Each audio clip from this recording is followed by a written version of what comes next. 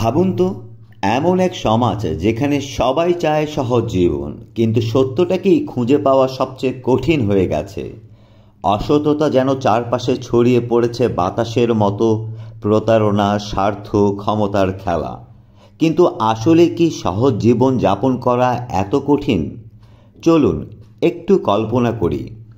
Bangladesh medical and dental কাউন্সিলের সর্বশেষ প্রকাশিত তালিকা অনুযায়ী বাংলাদেশে নিবন্ধিত এমবিবিএস ডাক্তার প্রায় 1,34,000 এবং সক্রিয়ভাবে কর্মরত প্রায় 1,12,000 থেকে 1,20,000 কাজ করছেন।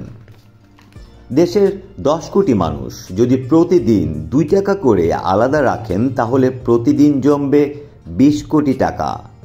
এই অর্থ দিয়েই সম্ভব ডাক্তারদের সামাজিক মর্যাদা, প্রশিক্ষণ ও সুরক্ষা নিশ্চিত করা।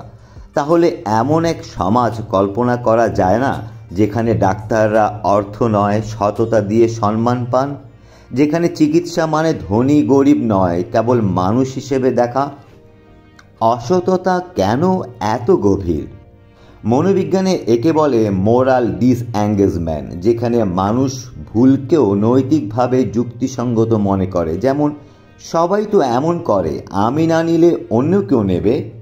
এই চিন্তাই তৈরি করে সিস্টেমিক ডিসঅনেস্টি, একটা সামাজিক নেটওয়ার্কে যেখানে সৎ মানুষটি ব্যতিক্রম হয়ে পড়ে। কিন্তু এই চক্র ভাঙার সবচেয়ে শক্তিশালী জায়গা হতে পারে মেডিকেল প্রফেশন। কারণ ডাক্তাররাই এমন পেশায় আছেন যেখানে প্রতিদিন মানুষ আসে জীবনের সবচেয়ে দুর্বল অবস্থায়, ভরসা, ভয়, আশা আর প্রার্থনা নিয়ে। একজন ডাক্তারের সততা মানে শুধু এক রোগীর জীবন রক্ষা করা নয়, বরং একটা সমাজের মানসিক ভারসাম্য রক্ষা করা। সততা কেবল নৈতিকতা নয়, এটা বায়োলজিক্যাল ও নিউরোকেমিক্যাল সত্য।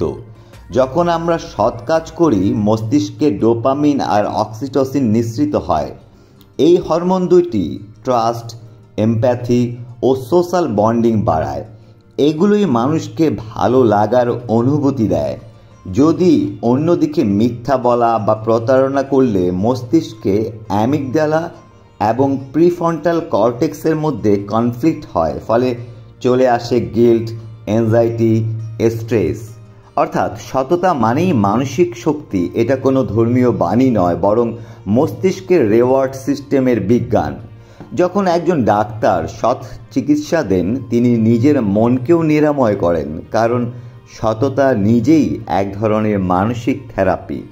সমাজ পরিবর্তনের শুরু হয় একটি ছোট্ট সিদ্ধান্ত থেকে। যখন আমরা প্রতিদিন একটা সৎ কাজকে গুরুত্ব দেই, প্রফেশনাল ট্রাস্ট বিল্ডিং, ডাক্তারদের পেশাগত সততা ও স্বচ্ছতা প্রতিষ্ঠা করা, ইকুয়াল হেলথ কেয়ার অ্যাক্সেস, ধনী গরিব চিকিৎসা ক্ষেত্রে ভেদাভেদ ছাড়াই সবার জন্য সমান, রেসপেক্ট ইকোসিস্টেম, এমন সমাজ তৈরি করা যেখানে ডাক্তার, শিক্ষক, বিচারক সততার জন্য মর্যাদা পান, ভয় বা ক্ষমতার জন্য নয়।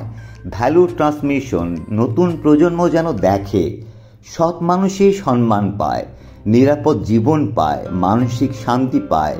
যখন একজন অসৎ মানুষও একজন সৎ ডাক্তারের সামনে আসে, তার ভেতরে কাজ করে কগনিটিভ ডিসঅনেন্স, অর্থাৎ নিজের মিথ্যার সামনে সত্যের অস্বস্তি। এই মনস্তাত্ত্বিক সংঘাতই ধীরে ধীরে সমাজকে বদলায়। একটা সমাজ তখনই বদলায় যখন সততা শুধু নীতি নয়, বরং স্মার্ট চয়েস হয়ে ওঠে। নতুন প্রজন্ম বুঝবে সৎ মানুষেরা হয়তো ধীর গতিতে এগোয়, কিন্তু তারা পড়ে না, তারা টিকে থাকে। যদি আমাদের চিকিৎসক সমাজ সততার এই মডেল হয়, তাহলে ধীরে ধীরে পুরো সমাজই শিখবে সততাই সবচেয়ে আধুনিক বিজ্ঞান, যেখানে সত্যই মানুষকে শক্তি দেয় আর বিশ্বাসী গড়ে তোলে ভবিষ্যৎ।